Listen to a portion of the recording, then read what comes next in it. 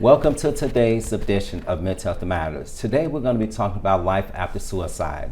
We have two people on the show that work for Friends for a Survivor who's going to share their personal stories and they're going to share about what they do at their agency. So stay tuned.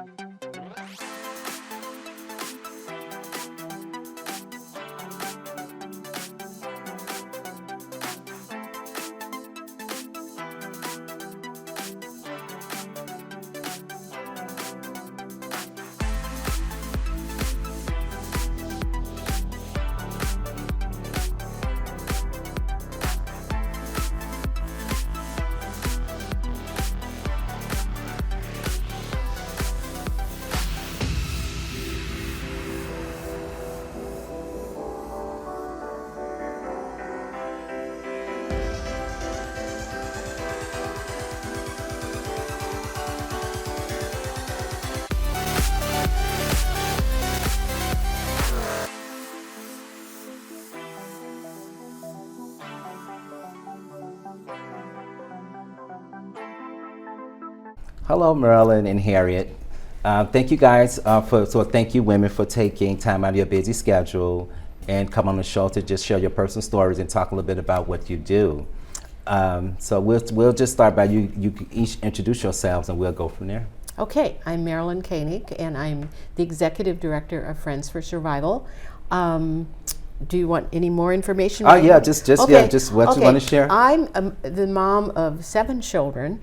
And in 1977, my 18-year-old son died by suicide. And of all my 7 children, he's the one I didn't worry about. He was the compliant, achieving, high achiever. We were totally blindsided by it. So then years later, in 1983, is when we started our support organization. Okay, wow, nice. Okay. Harriet? My name is Harriet Prusser. In 1990, I lost my husband. I didn't know anything about suicide at the time when I lost my husband. Yeah. And in 2015, I lost my son, my only son. And thank you. I have a daughter. Okay. And 2 grandkids. Okay. So. And I volunteer for Friends for Survival. Nice. And I also facilitate a meeting in Roseville the 3rd Thursday of every month. Oh, nice. That's important to know. That's yes. good. Through our Friends for Survival? Yes. Okay, we're going to definitely get into that. So, Marilyn, how did you get involved with the agency Friends for Survival? Like, 'cause I know you said you're the executive director.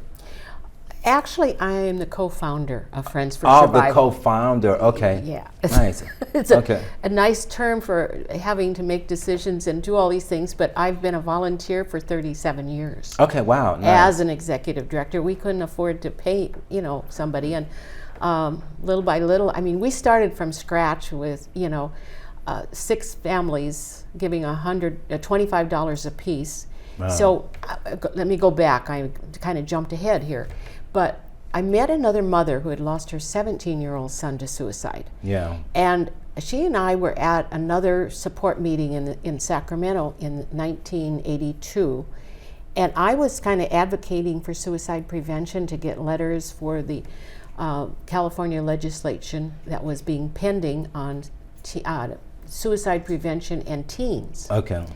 And I went to this organization thinking, well, there's other parents here who lost children, and maybe some of them are concerned about suicide, and they would have had suicidal children, and perhaps they would write letters to support this legislation. Yeah. I did not know when I met Chris Moon that she and I would look at each other and say, well, where would people go if it was a support meeting for parents who had lost children?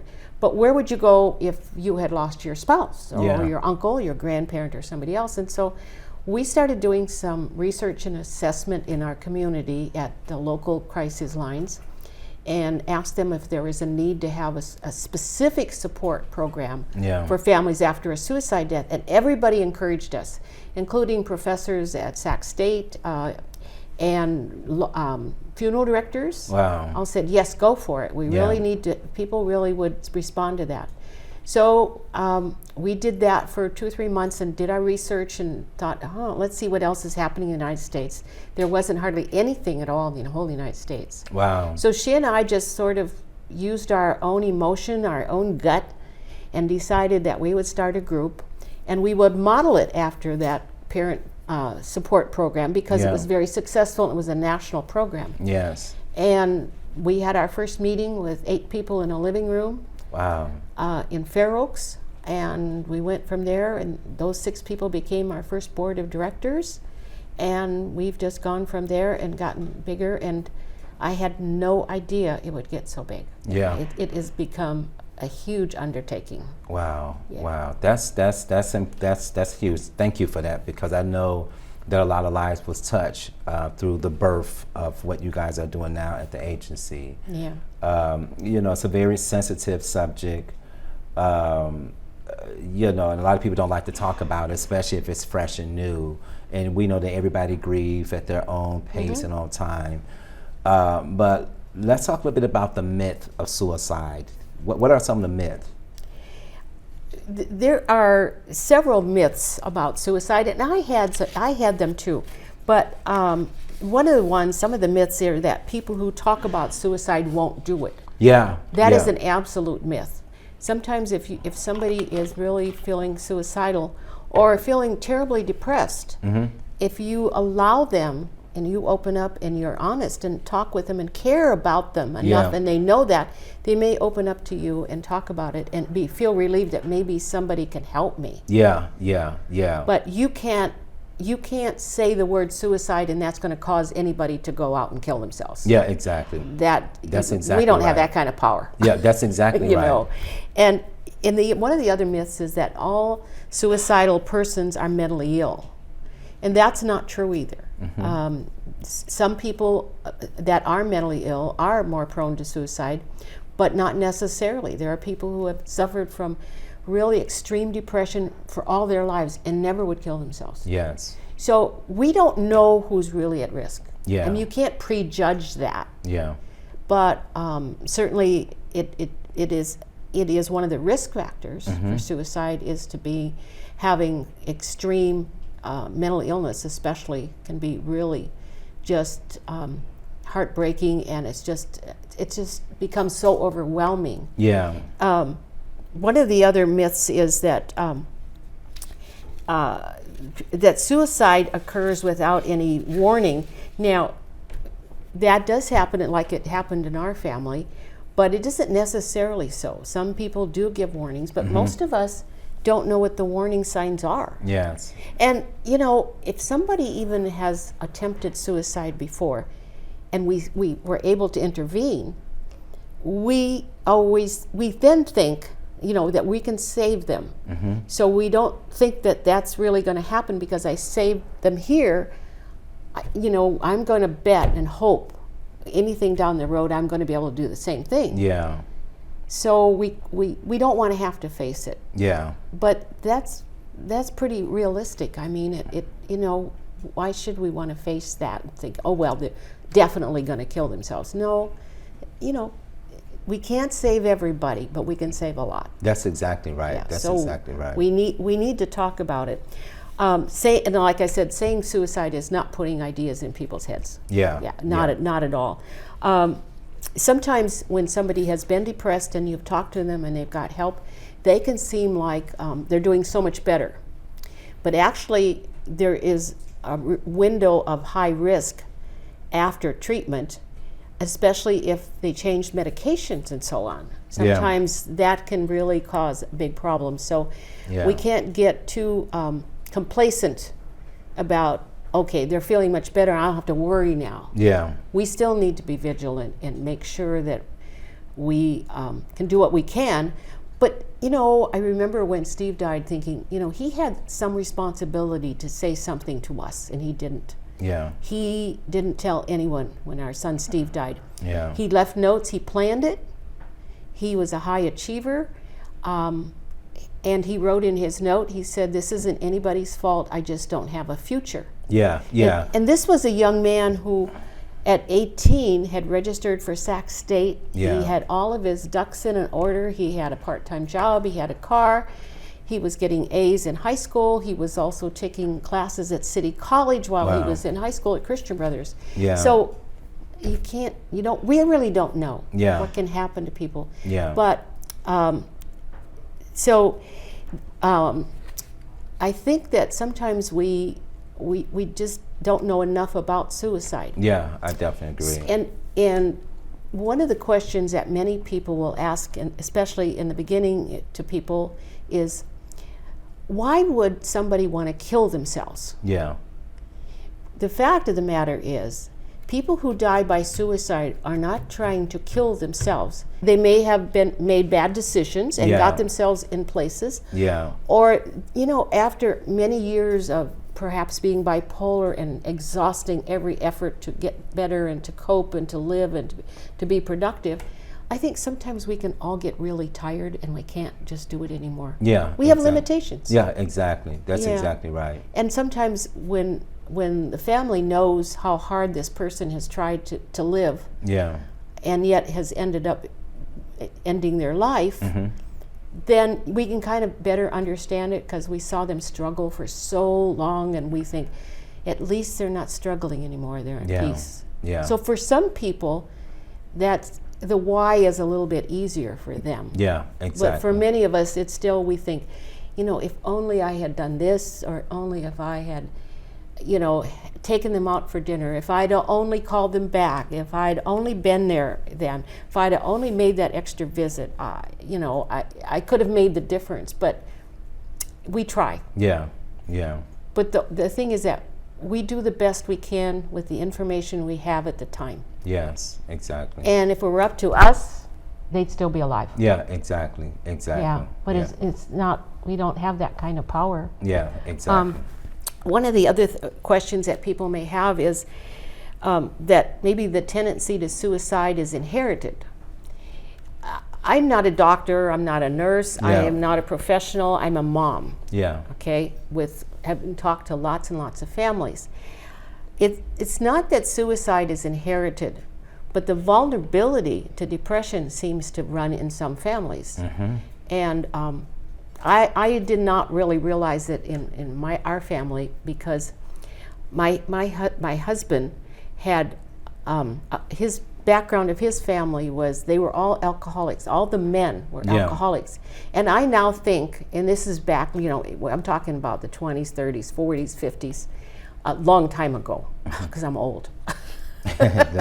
So I think they were self-medicating their depression. Yeah. I think they were depressed people. Mm-hmm. And the fact that it was the men who were the alcoholics, right now the stats are that 4 out of 5 suicide deaths are males. Yes, correct. And the Yes. tendency for a male maybe is to figure out that I've got to tough it out, I've got to Yeah. make it work, I can't be weak. Yeah. So I have to be strong, take care of my family or my parents, or whatever, Yeah. or I'm not going to measure up. Yeah. So yeah, I'm scared because I don't think I can measure up. Maybe that's what my son was thinking. I just can't Yeah. measure up, and yet the reality was that he was a very, very bright young man with no health problems and absolutely no drugs, no alcohol, not even cigarettes. I Yeah. mean, he thought that was stupid and foolish. Yeah. And yet, here is this compliant, clean kid who kills himself. And Yeah. it doesn't make sense on the surface. Yeah. Yes, exactly. But we don't know what's going on in people's heads if they don't tell us. Yeah, right. That's exactly You right. got to speak up. Yeah, you do. You do. Yeah. I was informed about maybe 3 weeks ago. I know someone who husband. This particular person, I'll give you the backstory. This particular person had been with this individual like maybe 30, 32 years, and they got 4 kids together, and he stepped out on the marriage and just all this other stuff. Very unfaithful. And so he ended up about 3 weeks ago. He ended up saying that he was going to go out of town to another state alone. He's supposed to go down there on a business trip. And then so once he got to this location, he called his wife and said that, I'm in another location. So he was at another location with another woman. And so when You know, I mean, the communication was limited. You could just tell something shady was going on. And so when he got back to the city they live in, he told his wife pretty much, I'm moving out. You know, I'm getting my own place next month. And this individual, she just really, she went into a state of depression, anxiety. She had panic attacks, and she said she's going to commit suicide. And so I was at a training, so I got the phone call and, you know, said, hey, you need to call her and talk to her and stuff. And so I called and I tried to talk to her down. I have a little bit of knowledge, and just asked her different questions and things. And she was really irate. She felt like, she said it hurt so much. She said she said it hurt so much. Like, when's it gonna stop? When's it gonna stop? And I'm, you know, trying to really talk her down and stuff. But she felt like her life was over with, and all she felt was 100% pain. And that's all she wanted to alleviate was the pain. Yep. You know, if she could have went to the gym for an hour and worked out and the pain went away, she would have did that. If she could have went to the grocery store and, you know, listened to some music for an hour, she would have did that. But it was like you said, it was all about the pain. And she, you know, she's, you know, just, so I want to kind of piggyback on what you were saying about the hurt and the pain and stuff. You know, and that's important. A lot of people don't realize that you know, people just trying to get out the pain they feel. Right. Yeah. And it might be an immediate thing, like this person was in that situation, and because she was so upset about it, she really couldn't think about the whole picture. Yeah. Of family and that sort of thing. And if she, you know, if she'd have just waited to kind of see how this is all going to pan out, and family would have been around her, people like you would have been there for her. Well, let me say, she didn't end up doing it, just so you know. She didn't end up doing it. Thank goodness. Good. So I was able to get in, and, you know, and she's someone, she's very successful. She works for the city in the state that they stay in. She got a house, and she's doing really good about to open up her own business. But it's just that situation. So I was able to get in and kind of, you know, interject. And it was good that she had you as a friend, and that you knew her to be able to intervene. And you know, there are lots of stories where we've intervened and we've saved people. But the bottom line is that there are an awful lot of suicide deaths. You know, one of the myths that I had, I didn't know anything about suicide when my son died. And one of the myths I had was, for instance, I did not know young people kill themselves. Oh, yeah, yes. Well, this is back in the 70s where nobody talked about it. There wasn't any articles in the Sacramento Bee, the newspaper or magazines or television about suicide and death. Or attempts. I mean, that wasn't part of the news ever. They make more attempts than older adults, though, than you know, people that's above that age. They have so consequently, in those days, my concept of suicide was that it was probably a homeless person who was an alcoholic, like living under the bridge, and had no family. And nothing to live for. And that was who I would have guessed. Associated, that would probably kill themselves. But I never thought of the word suicide. I never thought of my child killing themselves. Or my child even dying in an accident. It just never hit me. So when you don't know anything about suicide, you know, then you're helpless to really help people. So it's important that we learn about suicide and that it is trying to end your pain. So what can we do to help somebody alleviate that pain? Then can we intervene and just kind of get them to wait it out and just, you know, maybe sleep, maybe some medication to calm down the anxiety that they have temporarily, and realize everything's temporary. Everything in life is temporary. That's exactly right. And sometimes when we're in a bad space, we can't grasp that. And the intervention of family and friends is totally critical, absolutely critical. But we didn't have any of the signs with my son. His grades didn't fall. He wasn't acting out. He made sure nobody knew. So let me ask you a question, and I hope that's not too personal. Did you ever find out the reason why? All we had is that note saying this is nobody's fault and I just don't have a future. We have absolutely nothing else. I have even talked to one young man that I ran across. I was doing some training with law enforcement, and he was in law enforcement, And he came up to me after the training, this has been many years ago, and he said, you know, I knew your son. He said, I had lunch with him every single day. And he said, I have gone over every conversation we ever had. Yeah. And there's nothing he ever said that would have given me any idea that he was even thinking about suicide or depressed or anything. He was a witty kid. Yeah. He loved to make people laugh Yeah. and funny. And but he's not an uncommon profile of many young people that kill themselves, even other people older. The profile that I have seen talking to people is they're very often very, very sensitive people. Steve would have given you the last quarter he had in his pocket. He was that kind of a person. Anybody that needed something, he would have helped them. Didn't matter. He'd do everything. So you often very, very sensitive people, very, very caring people. They're often artistic. Many musicians. Yeah. There's a high suicide rate among musicians. Yeah. The creative, artistic, musical, and they're very caring people, and they have loving families and friends around them. Yeah. Stephen had friends. He had this big family. Yeah. It wasn't that he was all alone somewhere in a pit somewhere that he couldn't think clearly. Yeah. So it's kind of scary sometimes when you think about people being artistic and caring, and we acknowledge and we so admire them. Yeah. And yet they may be struggling because they can't, when they see hard things, it's hard for them. Yes, they can't exactly. roll off their backs, as we used to say. Yeah. They take it all very personal and feel like, if I can't help this starving person over here or whatever, then I just can't, I can't handle it. Yeah. I just can't handle it. So that's part of the hard part. So that's one of the common profiles that we've seen. I know I used to think that suicide was a rare thing, happened out there somewhere, but in the United States, 50,000 people are killing themselves every single year. Wow. And in California, it's pushing about almost 5,000 every single year kill themselves. Wow. And 4 to 5 suicide deaths are males. Yeah. So that's a scary thing.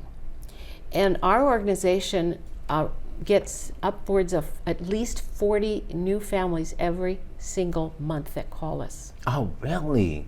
Yeah, it's huge. It's Wow. huge. We didn't know it was going to get so big in the beginning. You know, it was just a little bit of PR, and people hear about us here and there, and we'd get a few calls, but they continue to escalate, and they continue even now to this day escalate. Wow. But people are more open about asking for help now, which makes a lot of difference. Yeah. I mean, support groups are more acceptable than they would have been back in the 60s and 70s. Yeah. The only ones I knew about was AA, but now there's all kinds of support groups for cancer, for any kind of illnesses and so on, so that people are more open to asking about help. And because of the talk publicly about suicide, people aren't probably in the same shameful, stigmatized place. Yeah. And because when they call us, they have to acknowledge that it was a suicide death. Yeah. Yeah. Wow. So that's the only kind of death we deal with Yeah. after suicide. Now, it doesn't have to be part of your family. Our description of a person that would receive our services, anyone who's affected by the suicide death of another. That can be your neighbor, it can be a classmate, it can be your student if you're a teacher. Oh, okay. It sometimes it's somebody you don't even know. Yeah. Years ago, I had a woman who called me, and she said that she was really upset. She'd been driving along our freeways here in Sacramento, and somebody had jumped off the bridge onto the car ahead of her, and she witnessed that. And she was really traumatized by that. It was like she couldn't just deal with it. So she called us, and so for a few months she got some support from our organization. Oh, nice. And so you don't always know. Yeah. I mean, if you go to the park and you find a body, and I'm being very, very explicit, but Yeah. you could be traumatized by Yeah, that. absolutely, absolutely. And that's so it doesn't have to be family. Yeah, It's anyone that's really been affected. And we also help professionals, also therapists, because they may lose some of their patients that they're trying to help, yeah, and they become affected by suicide also. yeah. So Wow. most of us, some way or another, in our lifetimes, are going to be affected by a suicide death. Yeah, yeah. Yeah. Wow. Well, I want to hear from Harry a little bit. I want to hear a little bit about your background as far as with your husband, if you're okay to share, because someone may be watching that lost a spouse, and so they may be able to hear your story and may even call you guys to get some help. When Marilyn talks about maybe some signs that you didn't see, Yeah. my husband was one who I didn't see any signs. There was Okay. no depression that we were aware of. Yeah. I mean, it was 29 years ago that I lost my husband, and I look back trying to figure out what sign I could have seen Yeah. that, you know, maybe he was trying to reach out to me with something, but to this day I don't see signs Yeah. of I've never seen a sign that he was asking for help. Yeah. He just one morning I left for a doctor's appointment. When I came home, my daughter and I found him. Okay. So it's affected Yeah. her. She was 15 years old, so it affected her in a lot of ways Yeah. that now, at the age of 44, she's Yeah. just starting to deal with, because she just lost her brother to Yeah. suicide Yeah. in May, Yeah. 4 years ago. And so I think that brought up her dad's death in a lot of ways, because Yeah. she says, "Mom, we didn't see anything in Dad, but of my son, who I just lost, he was bipolar Okay. and schizophrenic." Okay. So I knew a little bit about depression and bipolar issues, and so when she talks about her dad now, it's like, "Oh, Mom, wow, Dad had everything there was. A nice house, a nice Yeah. wife, a nice life, nice good job. And he did this, and my brother didn't have anything, and he did this. Yeah. How could Yeah. we have helped Dad understand that? Didn't he know that we were enough?" Yeah. Yeah. Yeah. And yeah, suicide still affects people. Yeah. You know, I've also lost a very good girlfriend to suicide. Okay. But also, Marilyn said something about them being talented. They're great people. Yeah. They just have so much to give the world, and I don't think they understand that. Yeah. They just don't grasp that in their own minds, Yeah. that they have so much to give everybody. It's a dark place Yeah. that they must go. Yeah. Yeah. Yeah, and that's what my girlfriend used to explain to me. It's a dark tunnel that she used to get in, Yeah. and then she just didn't ever see any way out. Yeah. And then they aren't here anymore. Yeah. And very, very sad. You don't know how to help people. We have meetings all over Sacramento where we are there for people who have lost loved ones to suicide, friends, loved ones, That's acquaintances. awesome. Yeah. And my daughter and I facilitate a meeting in Roseville, Oh, which I okay. think is, Nice. we're there to listen to people. We have an awful lot of new people coming in, like Marilyn said, Yeah. awful lot of new people. And we're just there to listen and be there. And we tell our stories, Yeah. and so that we can try to help them That's understand. good. Yes. However, you can't be with your loved one 24 hours a day. Yes. So when you even do see a sign, you can't be there all the time. Yeah. You know, I know someone that who battles major personality disorder traits and battles major severe depression and anxiety. And this individual, you know, often says that you know, they don't want to live, and you know just all the stuff that you guys talk about. And thus far, they haven't did anything But you know, that's always in the back of my mind. You know, when this person kind of articulate, you know, this information to me, I mean, I'm very aware of the possibility, but I'm like, I can't be there all the time. And it's like I've tried to, you know, talk to his family and just say, hey, look, you know, and I think so many people kind of like, you know, push it off, and because it's not happening right away. He said this, he's been saying this for a year and stuff like that, but you know, you just never know, you know, because you just described your friend being in, saying that she was in a dark place, and that's his state of mind. Sometimes he just gets in this place, and you try to really talk to him and just remind him what you got, just the contribution you've given to the community, society, to the world, and he just can't see that, you know. And I do be concerned sometimes, or I am concerned sometimes about what if I do get a phone call one day. So I'm always trying to encourage, I'm always making myself available to have these conversations, but it's hard, you know. It's very hard to live with people who are bipolar and Yeah. very, very depressed. And Yeah. my son was one of those people, and Yeah. he was living with me at the time, and I backed out of my driveway one day to go to Texas, and a week later he was gone. But he always told me, I'll never do that, Mom. I'll never ever do that to you. Yeah. I mean, he attempted suicide quite a few times. Yeah. He talked about it. Yeah. And so I thought, you know, he would never hurt me Yeah. like Dad did. So Yeah. you just never know. It's Yeah. something that you can get that call at any time. Yeah, that's exactly right. So and so is gone. Yeah. Oh man. Yeah. Yeah. Thank you for sharing that. Yeah. You too. It's really hard. I mean, we try, and I think all of us do the best we can when we our paths cross somebody who's struggling, and you know, there are certain things that suicide prevention encourages people to do, is you can minimize the pain somehow, at least a little bit. Maybe they can get a breather, maybe they can get a little dash of hope Yeah. here and there, but you know, how do we know that any one of us can't be in that position? You know what? That's interesting you said that, because that was my next question I was going to ask you to, was when your loved ones, you know, left this world, did you have those thoughts as well from the hurt and pain?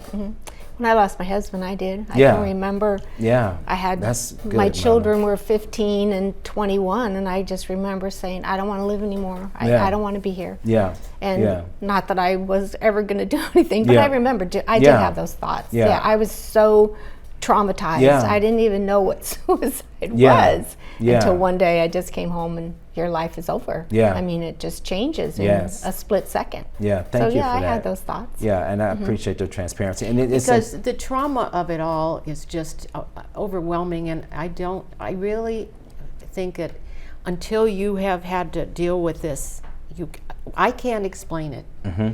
It is so devastating, and it's so shocking, and it's shocking, and the hurt and the shock is multi-layered, because first of all, it's violent, and most of the time, almost 99% probably of the time, they're by themselves. yeah. It's not like you can hold their hand while they're dying of cancer. Yeah. I mean, and that hurts that they did this and they were feeling so bad and so alone.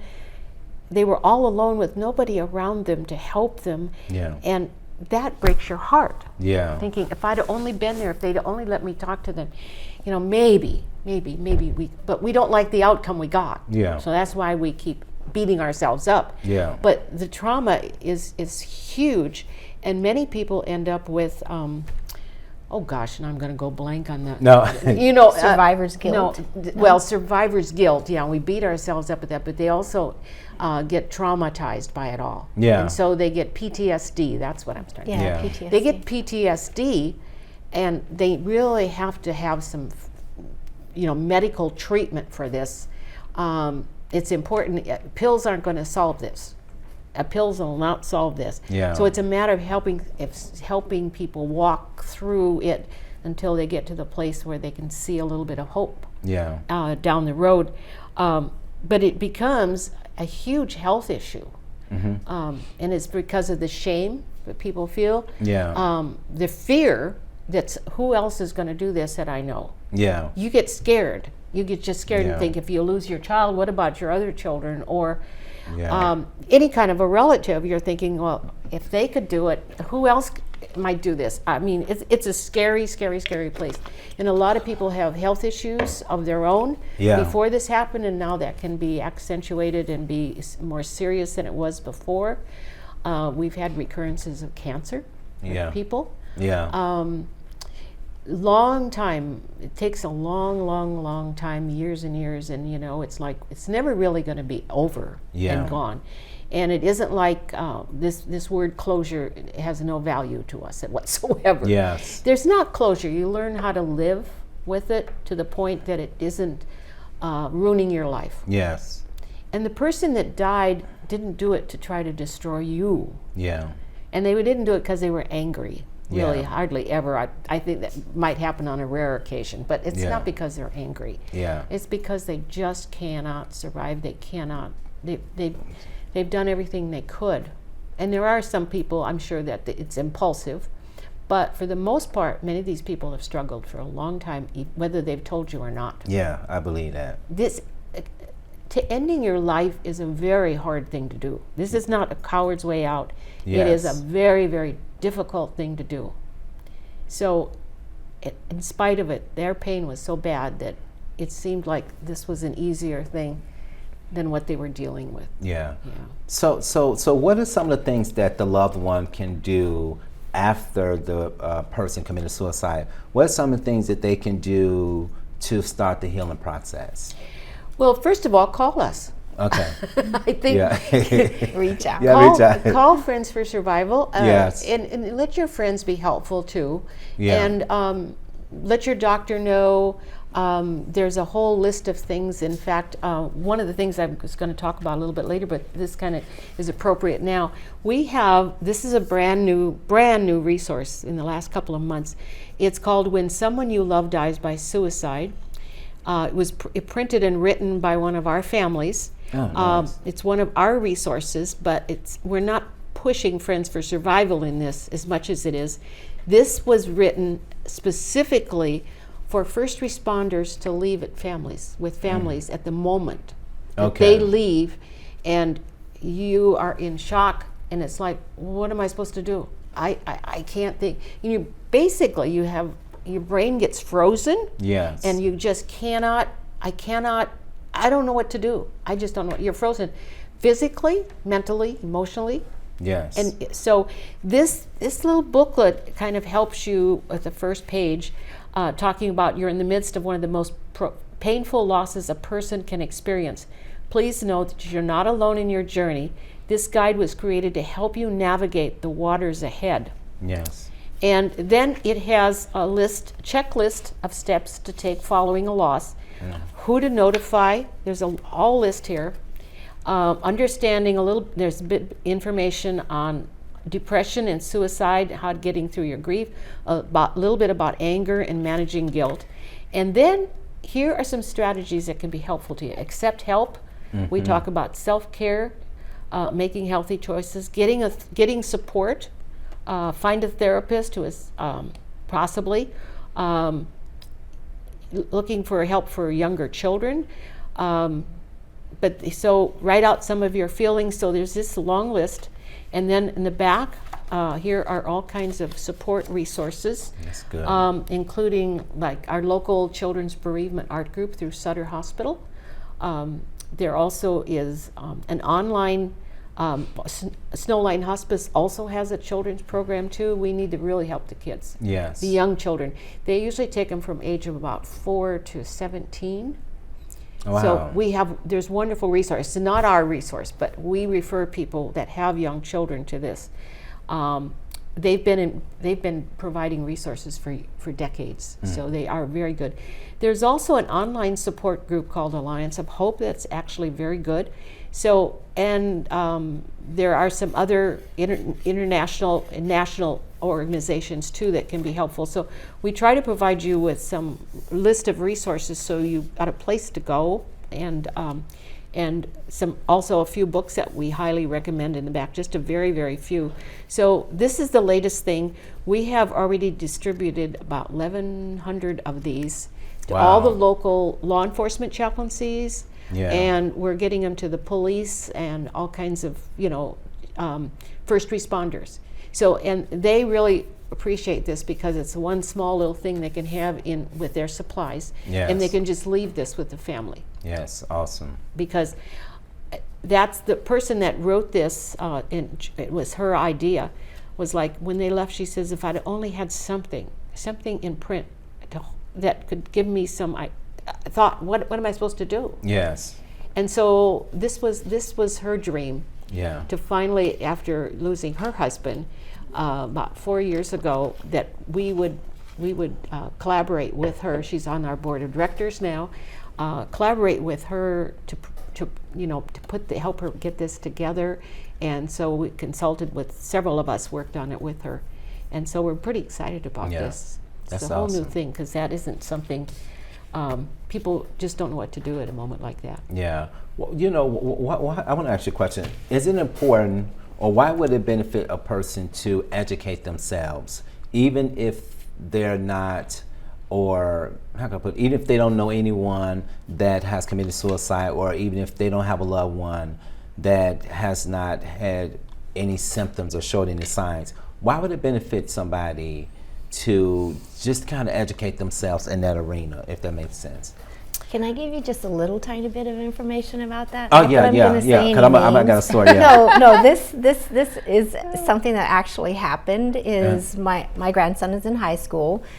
He has a friend that was showing signs of depression, and my grandson went to his mother and talked to his mother about that.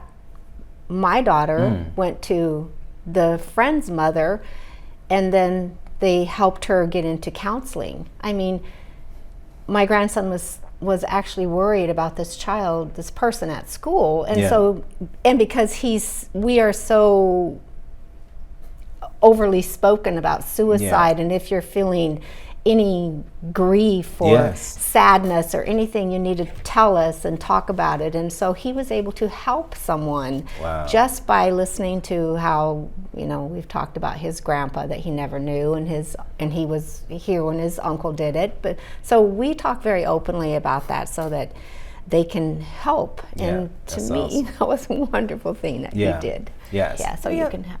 I also think, awesome. We're talking about suicide, but even though you may not have anybody in your family who has cancer, you want to educate yourself a little bit about some signs of cancer. Yes. Or for yourself, at least something. So it's like, why shouldn't this be part of our education to learn a little bit something? Exactly. A little something. You don't have to know it to the point that I've had to do this, or that it's happened in your own family, but you should know something about depression. Yeah. You should know something about what is bipolar. Yes. And it's helpful to everybody. Yeah. If we all know at least enough that we know we should ask more questions. Yes. Or we could say, or express our concern for somebody else. Yes. I mean, that means a whole lot. Sometimes if you're concerned about somebody, they really feel so much better, and they can take a deep breath and think, oh, somebody does care about me. Yes. Yes. And that may be the most important thing you can do Yes. for people. So we should know about suicide Yeah. just as much as we do about anything else. Heart disease. Yeah. It Yeah. doesn't matter. Yeah. We should know something about it. Yeah. Well, let me say diabetes. this. I want to inject. I do agree with you. That's why I asked the question, and I want to encourage people who's watching the program to, even if they feel that this don't apply to them, I feel like they still should educate themselves, because you do have family, you have friends, you have coworkers. You may just be riding out there on a bus, public transit, and see somebody who's, so if you know a little something about it, to ask the right questions, how to call the suicide hotline, or call you guys, or whoever, so it's important. But if you run across somebody that's crying, like even in a doctor's waiting room or on the bus, it doesn't matter. If you're sitting near them or something, if you just put your hand out and say, It looks like you're really having a hard time. Is And everything then okay? keep your mouth shut. Yeah. You yeah. don't have to Yes. ask a bunch of questions or what's Yeah. bothering you or Yeah. anything like that. Yeah. Just, I'm so sorry you're having such a hard time. Yeah. Yeah. Period. Yeah. So it's just a matter kind of common compassion that we Yes. should hopefully all have. Yes. I do want to talk a little bit about our services. Okay, yes. Do we have yeah. time for that? Absolutely. Let's get Okay. into it. Let's get into it. That's why we're here. Well, one of the goals of Friends for Survival is, you notice we don't have the word suicide in our name because we intuitively knew when we first started that people would possibly not want to see the word suicide on their mail. Yeah. In those days, everything was by mail. Yes. Way back Oh, wow. when, right? That was before computers and Yeah. all of that, before cell phones. Yeah. So a long time ago. Yeah. But so we wanted something that had some value, so we figured this is how we came up with Friends for Survival, that we would be friends, we would develop friendship with people and help them survive. Yeah. So our purpose and our goal is to comfort people to begin with, to comfort them, encourage them, and then educate them. Yeah. Because if you don't comfort somebody first, they're not going to open, their heart and their mind is not open to anything else you're going to say after that. Yes, If exactly. you don't say, I'm so sorry that your son died, and say that and mean it, is one of the most important things we do on the phone. Yeah. And then people will share whatever they want to share or not share. It's all right, whatever they're comfortable sharing. So we do have phone support, and then when somebody calls us, we talk to them as long as they want to talk. Our people that do this are told to drop everything they're doing and give it 110%. Do not be doing anything else. Can't be doing other things. You're just going to sit there and listen to them. Yeah. And then after that, we take down some information about name, address, and so on, so we can send them some information. So we have a packet of information that we then mail to them, which includes our brochure and this wonderful little booklet called Grief After Suicide, which can help them a lot. Then after that, they also get a monthly newsletter in that packet. And then after that, they get our monthly newsletter, either electronically or by mail, Yeah. for as long as they need it. Okay. Wow. Nice. So right now we are serving almost 5,000 families monthly with versions of our newsletter. Wow. It's huge. Yeah, it is huge. Huge. And there's a large percentage of those people who have been on our mailing list over 20 years. Wow. We've just realized that we start doing some editing and auditing and thinking, oh my gosh, it's been 20, 25 years. And you call them and they'll say, well, it's still helpful. I really enjoy reading it. It has such good articles in it. And I pass it on to my friends, or I give it to so-and-so, or I give it to my therapist, or so it circulates among people beyond what we know even. Yes. Yeah. Awesome. So then we have meetings in Northern California. We have 9 meetings now, from Modesto up to Chico. Wow. And one starting this month in Rohnert Park. Okay. Nice. And there's a possibility of something in Stockton happening. So each one of these meetings has a team of facilitators that just do that meeting, just like Harriet does with her daughter and with another person. There's 3 of them Nice. that facilitate that meeting in Roseville. And so each one has their own team. So each one, but they're all under our policies and our Yeah. procedures and everything. And they have quarterly meetings here in Sacramento, and we give them handouts, and it's all very, very planned out on what we do. One of the things that we do differently is, for one thing, first of all, it's a drop-in group. You don't have to sign up. You can just drop in. Okay. Our newsletter gives you locations and time Okay. of where they are. One of the things we do differently is we do not sit in a circle. Like people always think of support groups of sitting in a circle, and I said, who wants a cup of coffee and a box of Kleenex on the floor? Yeah. I mean, really, that is not hospitable. So we sit around tables, Yes. and we have a little snackies here, but they hardly ever eat anything. But Yeah. anyway, I use a pretty napkins, and I do things that raises your hospitality, that you Yeah. feel feel comfortable. I want to make them feel comfortable. So we also, one of the things is, we do not share our stories of the details of the death. we all have a very tragic story. And if we all, in a circle of 20, 30 people, shared our tragic story, what led up to it and how it happened and all of that, we would traumatize one another. Yeah. So we talk about our grief. Yeah.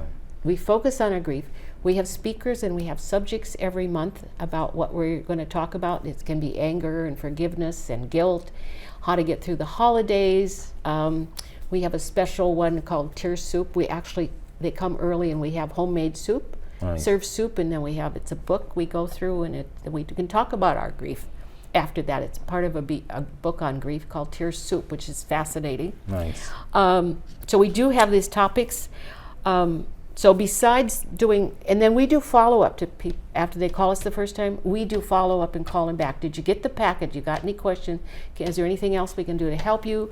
We have lists of resources if there's some particular things that they are looking for help about Yes. besides what they're expressing to us. We also, besides all of that, then we also do training for chaplains and healthcare professionals. Nice. That's So good. I go out and do trainings like that, and we do a lot more follow up for people that So when you call do us. trainings, are your trainings? I just have to ask: do you go? Is it free to the community? Do you guys charge or? No, we're free. Okay, I just want because somebody from the community may watch this and want to know. Yeah. They're free. Okay, good. And the one other thing, we don't just serve Northern California.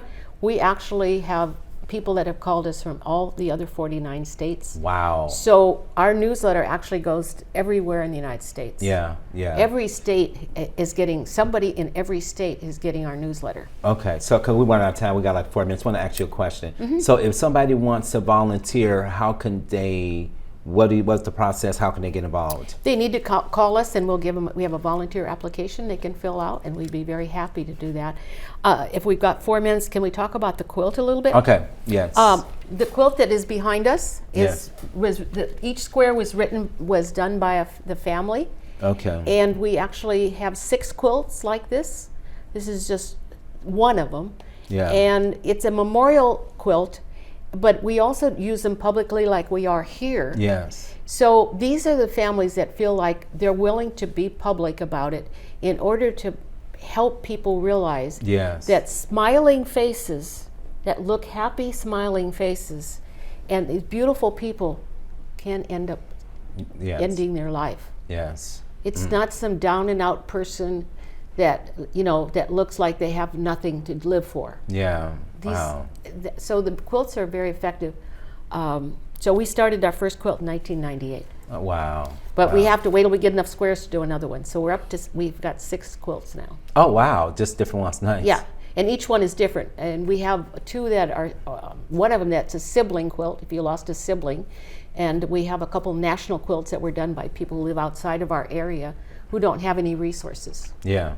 And it's a way that their person can be remembered, Yes. which is terribly important. Yes. Wow. Because it might end with the fact that how somebody dies is not the sum total of their life. Yes. Wow. They had a life before that. It's not how they died. Mm-hmm. So we want to remember their lives Yes. and all the neat things that they did and what they contributed to our community. Okay. Wow. Nice. If someone wants to donate to you guys' organization, how could they give to the organization? They just want to just donate financially. Well, if they go to our website, Okay. friendsforsurvival.org, you will see there's a whole list of things you can do. You Okay. can donate cars, you can donate cash. We're part of the Big Day of Giving. Okay. Good. We strictly work on donations. Okay. That's okay. Good to Yeah, know. and like I said, I'm a volunteer, so I've had 37 years of not getting a salary. Yeah. But the day's going to come we're going to have to pay for an executive director. Yeah. I mean, nobody's going to work like this. Yeah. I mean, we started out so small, so I just didn't know what I was getting into. Yeah. But it's all been good. I've Yeah. met such wonderful, wonderful people. Like Harriet, Yeah. and many Yeah. others that have volunteered with us for years. That's awesome. And they've been, we've made a lot of friendships. A couple of people have gotten married, and Yes. There's all kinds of wonderful success stories. Yes. Yeah. That's awesome. And they leave our meetings with a smile on their face. No, that's important. That's very important. Very Yeah, important. they do. Well, that's it. We've run out of time, and thank you so much for being on the show. I know time goes by like really quick once you get to talking and stuff, so I really do appreciate you guys coming and sharing your story and talking about the services you guys provide. And Yeah. thank you for volunteering. Thank you. Because I'm sure that a lot of people, need to hear and really need that help, you know. And I do believe in everything that you guys are doing. So thank you guys. And that's it today for this edition of Mental Health Matters. If you enjoyed this particular show, if you like a DVD copy of the show, or if you would like to be a guest on the show, please dial 916-366-4600. Thank you.